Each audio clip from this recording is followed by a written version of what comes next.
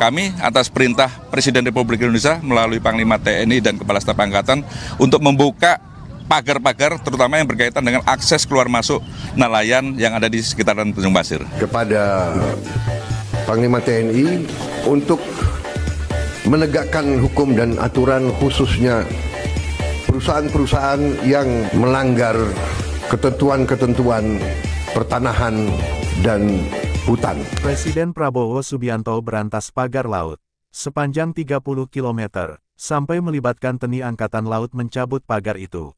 Halo guys, berjumpa lagi bersama saya Silaban Story. Apa kabar teman-teman semua? Pasti baik-baik saja kan? Pagar laut yang sepanjang 30 km baru terbongkar, membuat gempar dan belum ada yang mengakui siapa pelaku dari pagar itu.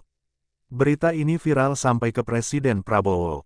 Presiden Prabowo memerintahkan supaya pagar itu dicabut segera, dan memerintahkan TNI Angkatan Laut dibantu para nelayan. Pagar laut ini akan dicabut, dan tentunya kami sangat mengapresiasi keputusan pemerintah ini yang memang sudah keputusan Presiden dan sudah dijalankan beberapa waktu yang lalu.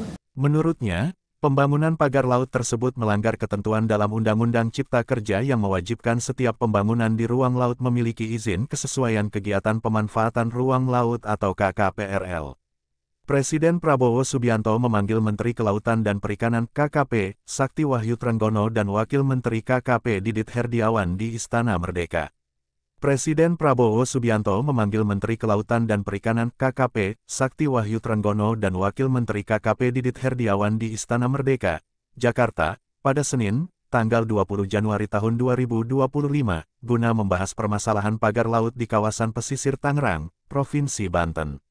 Dalam keterangannya usai pertemuan, Sakti menyampaikan bahwa pembangunan pagar laut di kawasan tersebut dilakukan tanpa adanya izin. Saya sampaikan juga hal yang sama itu terjadi tidak hanya di Tangerang, Banten ya tetapi juga di Bekasi. Khusus untuk di Tangerang, Banten saya laporkan bahwa memang kita temukan tidak ada izin, ungkap Sakti.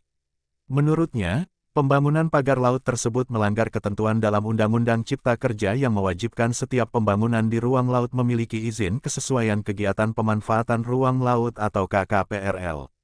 Oleh karena itu, sebagai langkah awal pihaknya telah melakukan penyegelan terhadap konstruksi tersebut. Setelah kita lakukan penyegelan, kita identifikasi siapa yang punya kan pada saat kita lakukan penyegelan kan gak tahu nih siapa yang punya. Ya secara yuridis kan harus ada yang mengakui siapa yang punya dan seterusnya, ucapnya.